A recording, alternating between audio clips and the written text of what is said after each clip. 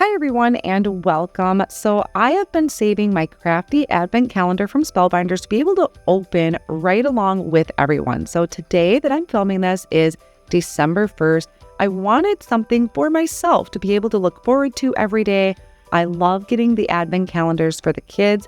So this is something for myself that I'm going to open with you and share some inspiration using what I open on that particular day.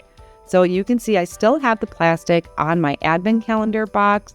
I haven't even taken the plastic off yet. So let's go ahead, open this up and take a look at what is on day number 1.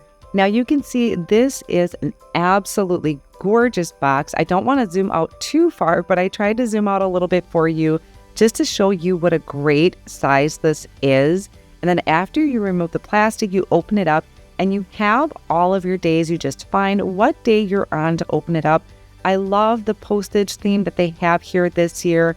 Gorgeous designs on each of these. So if you're really careful with opening them up, you might even be able to turn them into maybe some December daily or scrapbooking projects that you could add into your albums. And then on the back, it does kind of give you a glimpse at what's inside, and it even gives you some sneak peeks at what you're going to find inside the box. So I'm going to go ahead and open up door number 1.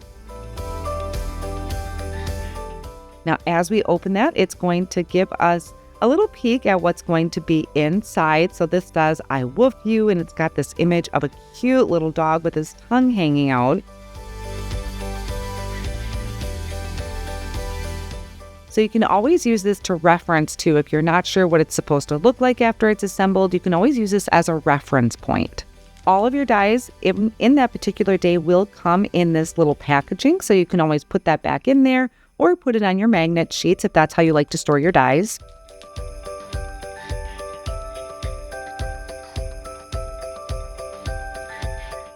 So as I kind of spread this out, we have the body of the dog. I believe these are the ears. We have a collar, I believe some paws, and some spots maybe. And then we also have a sentiment, "I woof you." So I'm going to go ahead, pause the video for a second, and maybe try and put some ideas together for you and share those with you. So I'll be back in just a moment. I'm going to go for a really clean and simple card. I may do that through my series. I'm going to try and make this a series on my channel.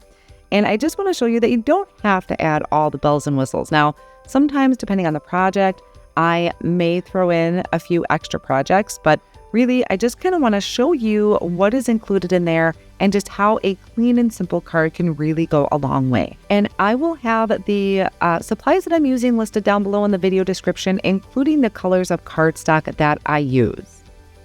So as I mentioned earlier, I am going to do a clean and simple card for this. This is super clean and simple, but what I really love about it is I used everything that came in day 1.